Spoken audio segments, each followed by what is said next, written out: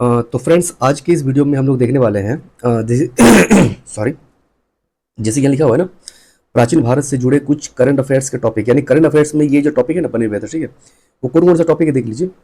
और हो सके तो जैसे कि हम जो बनाए हुए हैं ना, इसके अलावा अगर आप लोग अगर चाहे तो कुछ कुछ जैसे कि वन लाइनर जो होता है ना, ऑब्जेक्टिव क्वेश्चंस, ये आप लोग थोड़ा सा सर्च कर लीजिएगा, है ना। तो पहला कौन कौन सा बना हुआ था देख लीजिए। विक्रमशिला विश्वविद्यालय बना हुआ था, नालंदा विश्वविद्यालय, धोलावीरा, कोणार्क मंदिर, शास्त्रीय भाषाएं, विजयनगर साम्राज्य और मराठा राज्य। तो इन सबको आज हम बना कर रखे हुए हैं। करीब 8 टॉपिक है ना, 1 2 3 4 5 6 7 टॉपिक है। तो इस तरह का और भी करीब करीब 7 से 8 टॉपिक और है जो प्राचीन प्राचीन भारत से जुड़ा हुआ है। देखिए जैसे कि मराठा राज्य जो है ये प्राचीन नहीं, ये आपका क्या कहते हैं मध्यकालीन है, तो इसको मध्यकालीन में रखे हुए हैं, ठीक है। तो खैर देख लेते हैं कौन कौन से हैं। तो पहला है विक्रमशिला विश्वविद्यालय। अच्छा, ये इंपॉर्टेंस किसके किसके लिए है? यूपीएससी के लिए है। आरओ का एग्जाम है ना जुलाई का महीना में, उसके लिए इंपॉर्टेंट हो जाएगा। और जो भी पीसीएस का एग्जाम है ना, उसमें इंपॉर्टेंस रखता है, ठीक है। क्योंकि आपको पता है कि प्राचीन भारत से कुछ कुछ क्वेश्चन आते रहता है, ठीक है। तो इसको देख लेते हैं। विक्रमशिला विश्वविद्यालय का निर्माण किसने किया था? तो धर्मपाल ने करवाया था। धर्मपाल ने जो है धर्मपाल ने जो है ये सोमपुरी विश्वविद्यालय का भी निर्माण कराया था। देखिए विक्रमशिला पर क्वेश्चन आ चुका है बीपीएससी में, पर सोमपुरी पर क्वेश्चन अभी तक नहीं आया है। तो इट्स शुड बी पॉसिबल कि सोमपुरी पर आ जाए, ठीक है, कि सोमपुरी विश्वविद्यालय का निर्माण जो है किसने कराया था। अच्छा, अगर आप लोग अच्छा लग रहा होगा ना वीडियो तो आप लोग देख लीजिएगा। इससे पहले जो एक और वीडियो हम बनाए हुए थे वो विजयनगर साम्राज्य पर था। यहाँ भी देखिए विजयनगर साम्राज्य पर है ना। इससे पहले एक आई मीन एक शॉर्ट वीडियो था, शॉर्ट वीडियो नहीं, करीब करीब 7 से 8 मिनट का वीडियो था। वो वन शॉट वीडियो था, तो विजयनगर साम्राज्य पर था, ठीक है। जितना भी इंपॉर्टेंट टॉपिक होना चाहिए विजयनगर साम्राज्य से जुड़ा हुआ, वो सब कुछ उसमें था, ठीक है। तो सोमपुर विश्वविद्यालय का निर्माण भी धर्मपाल ने कराया था। फिर है देखिए विक्रमशिला विश्वविद्यालय जो है ना, यह विश्वविद्यालय वज्रयान पर केंद्रित था। वज्रयान क्या क्या था? ये तंत्रयान का एक रूप था। मतलब आई मीन जैसे कि नहीं होता कि बौद्ध धर्म से जुड़ा हुआ है, फिर बौद्ध धर्म पहले पहले महायान हीनयान कुछ था ना, और फिर वो आई मीन अलग अलग हो गया था, वज्रयान वगैरह था, ठीक है। तो ऐसा कुछ है। अब देखिए धर्मपाल के राज दरबार में धर्मपाल के राज दरबार में एक स्कॉलर, क्या कहते हैं उसको स्कॉलर स्कॉलर स्कॉलर आए थे। उनका नाम था अतीश दीपांकर।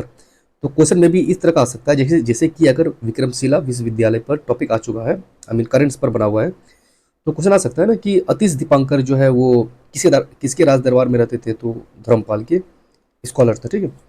फिर है नालंदा विश्वविद्यालय देख लेते हैं, क्योंकि नालंदा विश्वविद्यालय कभी भी ये हॉट टॉपिक बना हुआ है, ठीक ना। तो गोपाल गुप्त वंश के सम्राट कुमार गुप्त ने बनाया था इसको, ठीक है। प्रारंभ में आधुनिक बिहार में 427 ईस्वी में नालंदा विश्वविद्यालय की स्थापना की गई थी। किसने? कुमार गुप्त ने किया था, ठीक है। राजा हर्षवर्धन के शासन काल में जुआंग जांग, यानी कि उसी को वैनसांग कहा जाता है, वो आए थे। कहाँ पर आए थे? नालंदा विश्वविद्यालय में ही आए थे, ठीक है। फिर है 670 ईस्वी में एक अन्य चीनी तीर्थयात्री सिंह ने भी नालंदा का दौरा किया था, ठीक है। तो बात ऐसा है ना कि ऐसा कुछ क्वेश्चन आ सकता है कि जो यात्री ट्रेवलर जो थे वो कब कब आए थे, उनका एक सीक्वेंस लिखना है। तो पहले कौन आए थे? तो पहले वैनसांग आए थे। वैनसांग के बाद कौन आए थे? तो इत सिंह आए थे, ठीक है, इत सिंह। ऐसा क्वेश्चन बनता है, ठीक है। फिर देखते हैं धोलावीरा के बारे में। देखिए धोलावीरा पर क्वेश्चन बहुत सारा आ चुका है। अभी 2 क्वेश्चन आपको दिखाएंगे अभी, ठीक है। तो यूनेस्को ने गुजरात के धोलावीरा शहर को 40वां विश्व धरोहर स्थल के रूप में नामित किया। अच्छा, अब एक बात बताइए, 43वां 43वां यूनेस्को का विश्व धरोहर स्थल कौन सा है? ये कमेंट कीजिए। अगर वीडियो अभी तक आप देख रहे हैं तो आप लोग बताइए कि 43वां कौन सा है। हम बता देते हैं, थोड़ा सा हिंट बता देते हैं। वो असम में है। असम में जो है उसका नाम क्या है वो बताइए, और वो क्या है वो भी बताइए, ठीक है। तो क्वेश्चन देख लेते हैं। निम्नलिखित में से कौन सा प्राचीन शहर बांधों की एक श्रृंखला का निर्माण करने और जुड़े हुए जलाशयों में पानी को प्रवाहित करके जल संचलन और प्रबंधन की विस्तृत प्रणाली के लिए प्रसिद्ध है? ये 2021 का क्वेश्चन, यूपीएससी सिविल सेवा 2021 का क्वेश्चन है। आंसर धोलावीरा, ठीक है। इसको देख लेते थोड़ा सा। देखिए इसको प्राचीन स्थल और पुरातात्विक खोज से जोड़ना है। इसका ऑप्शन देख लीजिए, आपको समझ में आ जाएगा। लोथल से क्या होगा बताइए। देखिए लोथल कहाँ पर है, गुजरात वाला क्षेत्र जो है ना, देख रहे हैं ना, ये वाला क्षेत्र जो है, यहाँ पर लोथल मिलेगा। ये सब मतलब ये इस जगह पे लोथल मिलेगा आपको। तो ये जो जहाज बनाने के लिए प्रसिद्ध था। एक अट्टू कहाँ पर है, एक अट्टू यहाँ पर है, एक अट्टू यहाँ पर है। अब देखिए बी कालीबंगा, कालीबंगा में आपको जो है खेत जोतने का साक्ष्य मिला है। तो बी का वन, अभी अभी भी वही ए और बी, आई मीन इसमें और इसमें कंफ्यूजिंग है, ठीक है। फिर सी का देख लेते हैं, धोलावीरा। तो धोलावीरा जो है ये, धोलावीरा में आपको हल की टेराकोटा प्रतिकृति मिला है, आई मीन कहाँ से, धोलावीरा से। और बनावली से क्या मिला है, हड़प्पा लिपि के 10 बड़े आकार के चिन्हों से युक्त एक शिलालेख मिला है। ये थोड़ा सा गड़बड़ा गया ना, इसको नीचे होना चाहिए था, ये इस जगह पर होना चाहिए था। खैर, तो इसको यहाँ पर हो जाएगा, तो इसका आंसर क्या हो जाएगा, ये हो जाएगा, ठीक है। अब देखते हैं कोणार्क मंदिर के बारे में, देख लेते हैं हम लोग। कोणार्क मंदिर बहुत इंपॉर्टेंट है। इसको 1984 में यूनेस्को विश्व धरोहर स्थल घोषित किया गया था, ठीक है। फिर से हम याद दिला दे रहे हैं, 43वां, बताइए कौन सा होगा, ठीक है, असम में है। अब देखिए इसका उड़ीसा, अब कोणार्क मंदिर कहाँ पर है, तो उड़ीसा में ही है। तो उड़ीसा मंदिर वास्तुकला शैली के बारे में देख लेते हैं, ये विशेषताएं क्या क्या है। रेखा पीड़ा, पीधा देउल और खकरा, ये उसकी विशेषता है। मंदिर बनता है ना, गोपुरम वगैरह बनता है, उसका ये विशेषता है ये सब। तो मे बी ऐसा क्वेश्चन आ सकता है। देखिए इससे पहले भी एक वर्ड से जुड़ा हुआ क्वेश्चन सिर्फ आया था, मुझे याद नहीं पड़ रहा वो क्वेश्चन क्या था, बट क्वेश्चन ये था कि ये जो है वर्ड है, ये जो वर्ड जो भी लिखा हुआ है, ये वर्ड किसके लिए प्रसिद्ध है, ऐसा क्वेश्चन था। तो मंदिर वास्तुकला के लिए बस प्रसिद्ध था, ठीक है। तो ऐसा क्वेश्चन आ सकता है ना कि रेखा पीढ़ा, पीधा देउल और खगरा किसके लिए प्रसिद्ध है, तो ये उड़ीसा मंदिर वास्तुकला शैली के लिए प्रसिद्ध है, ठीक है। फिर देखिए भुवनेश्वर का लिंगराज मंदिर, पुरी का जगन्नाथ मंदिर, कोणार्क का सूर्य मंदिर इस शैली के श्रेष्ठ उदाहरण है। कौन सा शैली के, इसी शैली की बात किया जा रहा है। सूर्य मंदिर का निर्माण गंग वंश के शासक नरसिंह देव ने प्रथम ने कराया था। वन लाइनर क्वेश्चन आ सकता है, ठीक है। कोणार्क के सूर्य मंदिर को यूनेस्को के विश्व धरोहर स्थल में नामित किया गया है। फिर ये भी हो गया। ये बहुत इंपॉर्टेंट टॉपिक है, इसको अगर याद कर रख लिए तो अच्छी बात है, ये तो दिक्कत हो जाएगा।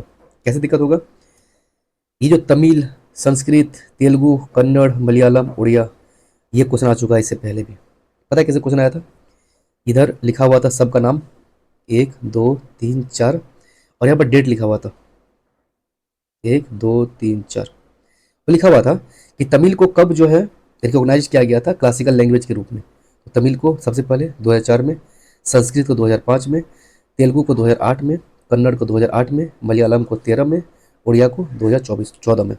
इसी प्रकार से 2024 में जो है 5 को क्या गया, कौन कौन सा है, मराठी, पाली, प्राकृत, असमिया और बंगाली। बंगाली को क्या गया, ठीक है। मराठी है, पाली है, प्राकृत है, असमिया है, बंगाली है। इसको थोड़ा याद रख लीजिएगा, ये बहुत VVI है, VVI, ठीक है। अब देखिए कुछ कुछ मानदंडों को उसमें संशोधन किया गया, जोड़ा गया है। कौन कौन सा मानदंड ये भी देख लेते हैं। ये मानदंड तो पहले से था कि उच्च पुरातनता होना चाहिए, यानी कि उसका प्राचीनता जो है 1500 से 2000 वर्ष पुराना होना चाहिए। तो बंगाली वगैरह ये सब जितना भी लैंग्वेज है ना, ये सब कुछ करीब करीब 1500 से 2000 पुराना लैंग्वेज है।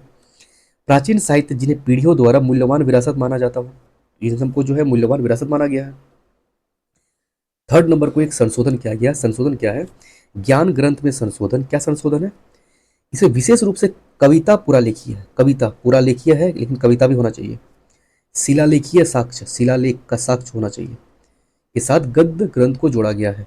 यानी कि ये दो चीज को अमेंड किया गया है, संशोधन करके ऐड किया गया है, ठीक है।